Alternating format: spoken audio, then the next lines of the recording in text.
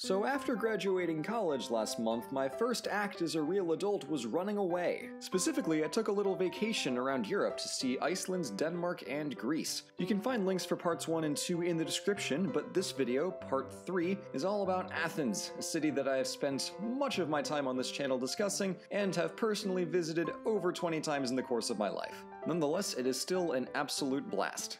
Enjoy. Alright, so a fun Blue fact. When Blue was a tiny child and didn't know any better, he used to think that Zeus was hanging around somewhere in these clouds over Greece. That it was just a matter of one day I would find him. Did you ever find him? It is not true, I never did. But it looked puffy and comfortable, so I thought he was up here somewhere. The first stop on our Athens trip takes us not quite to Athens because it's over a mountain that way, but to a small town outside of Athens near the airport called Paeania, where my family lives. So we're here. Around this little town square, we just got some delicious souvlaki with a wonderful view of this beautiful church behind me, made in the past century. I don't know the date specifically, but it's done in a Byzantine-esque style, which is why you see the yellow and black Byzantine flag over there right next to the white and blue Greek flag, and of course the giant golden Byzantine mosaic. But yeah, it's super cool and I like it a lot. We'll see some more properly Athens stuff tomorrow, or in about like 10 seconds video time. Let's go! So, down below me is the Theatre of Dionysus, one of two theaters that is on this big Acropolis-y hill thingy. It was built a while ago. The other one is the Herodias Atticus, which was built in the Hellenistic period. But anyway, that's where the theater is. I can easily talk about that for a whole other video, but I won't. Up there is the actual Acropolis. Pretty much as it would have looked back in the day, because it had existed long before the Athenian Golden Age. The original set of temples on top of there was built, I don't know when, but it was destroyed in the Second Persian War, and then after that, Pericles and all the famous Athenians and companies said, let's extort money from our allies and use it to build a shiny new temple, and that's what they did, so let's go take a look at it. So the wind's not cooperating with my hair right now, but that's okay. What matters is that this giant building behind me is the Parthenon. Yay! But as you can see, it's a little bit worse for wear on account of having been blown to bits. Unfortunately, for my conception of history, it was destroyed by the Venetians when they were fighting the Ottomans in Athens in 1687, when the Ottomans were using this as a supply depot for their munitions, and one Venetian cannon shooter guy made a really unlucky shot. So restoration work has been done in the past, but it wasn't very great, so it actually caused more problems than it solved. But now, in the past 20 years, there have been a lot of really good efforts to restore more of the original form to the original spec. So you see a lot of the white marble here that's way too white to be original is restored. They're carving back the fluting and all that stuff. I don't think they're going to try to rebuild the whole thing, because that's a little bit out of the question, even though it only took the original builders 9 years, which is wild. But there's a lot of really good archaeology going on to try to get this place back up and running, so it hopefully won't collapse. But it's a testament to the construction that after 2,500 years, this thing still hasn't fallen down on its own. It had to be blown up to fall down. That's some sturdy building. So behind me, in all of its pretty much decently reconstructed from this side glory, is the Parthenon. And I'm going to step out of the way just so you can appreciate the fact that that's the Parthenon. And it's really cool.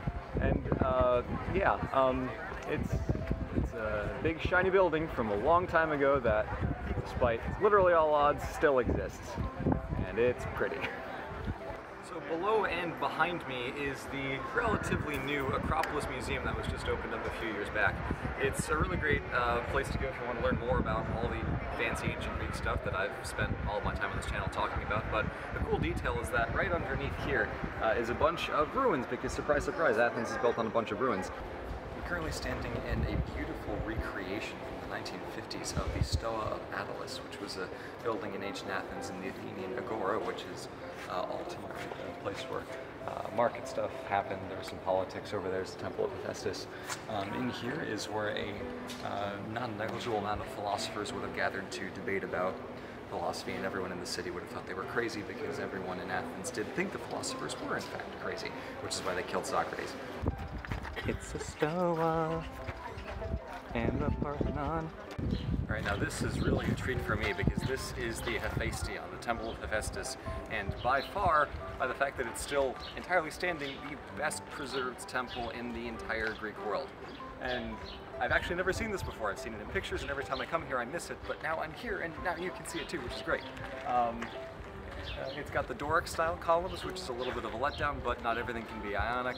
The world doesn't revolve around me, I get it. But one very interesting fact is that a lot of Greeks who died during the 1821 War of Independence from the Ottomans, who had controlled Greece for over 400 years, a lot of them are actually buried in and around the temple here. So it's great for ancient reasons, it's great for modern history, it's just all around a really great site that I am very excited to be here to see. Yay. Socrates would have been walking around here about 2,500 years ago, barefoot because he was a dumbass. This gorgeous building behind me is the Metropolis of Athens. It is the, I think it's the biggest church, I'm pretty sure. I haven't actually checked, it doesn't really matter, but the point is, you won't actually find this on almost any tour guides that have been made in the past 35 years, because this church has been closed for restorations for the past 35 years, because they needed to rebuild it, because it was a little worse for wear. Then there was an earthquake halfway through, so they had to delay it. Then they ran out of money, so they had to delay it. But 2 years ago, they opened this bad boy back up, and it's just, oh my god, it's great. It's huge. It's got a ton of beautiful Byzantine-style artworks. It's got this wonderful little square around here. It's cool. There are birds. There's a person on a bicycle. Really everything you need. But if you get the chance, please do yourself a favor and come see this church, because it is, I think, probably the best modern Greek church that you will find anywhere. Okay, so a couple more fun details about this brilliant building. I don't know if you can read on the plaque, but I'll read it for you. This was built in 1842, which was just 20 years after the start of the Greek War of Independence against the Ottomans. So this church was basically thrown up the second that they won their independence, which I think is pretty cool. But also, if you look at the top on the little triangular thingy here, those little flourishy, touchy thingies on the side where the crosses are done in just about the same style as the top corners of the pediment of the Parthenon. So talk about stylistic continuity right there. That is how you do it. Before P90X? After P90X. Boo. Hey boss, where do we build the embassy? There's kind of a church in the way. Make it work. It's so silly. So for the last stop on our Athenian trip here, we have the modern Greek Parliament building, which was built after independence was gained in the war that started in 1821. And as you can see, over the loud sound of cars driving past and the sight of cars driving past, this is the Greek tomb of the unknown soldier, who is dressed in the style of a Greek hoplite, which is very patriotic and rousing. Excuse me, has anyone seen my legs? Anyone?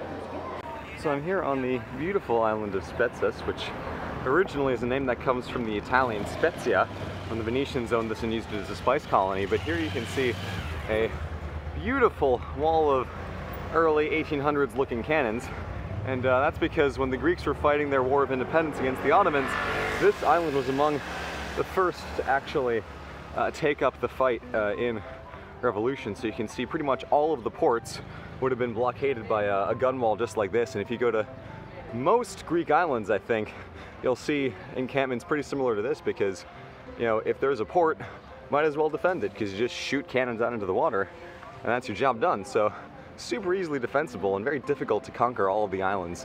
Came in handy again in World War II as it happens, but yeah. Beaches, sun, Spetses, cannons.